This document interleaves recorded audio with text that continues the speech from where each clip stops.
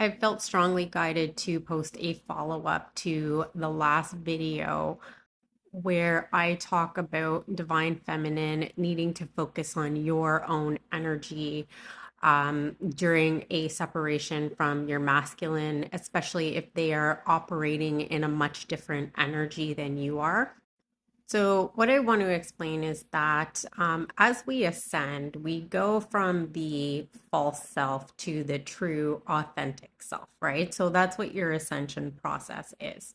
So, after you're activated, we're talking about the twin flame journey here. So, if you're activated by a twin flame, you start going through a process where you start sort of shedding anything out of your energy that is associated with the false self, and you come closer and closer to your true authentic self.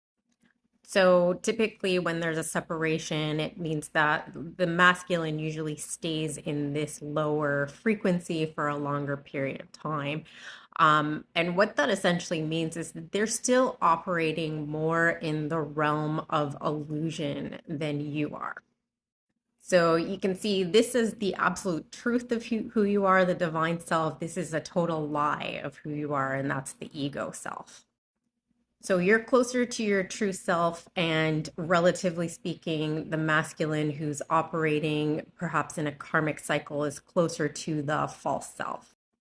So if you're looking at this situation and saying, oh, well, this person's not choosing me, I'm waiting for this person to choose me, right?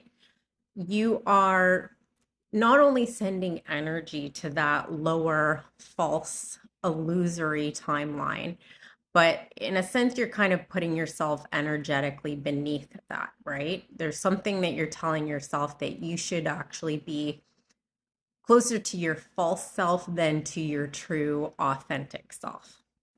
You're saying, I should be this, right? So that this energy will choose me.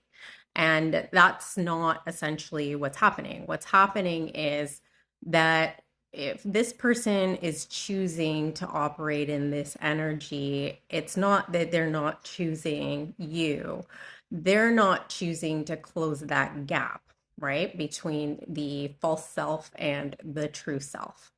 The only thing that you really have control over is that if you're observing this timeline and it is causing a trigger, if it's causing an emotional reaction in you, that's an opportunity for you to release more energy that is not serving you, more of the illusion of who you are to get closer to the truth.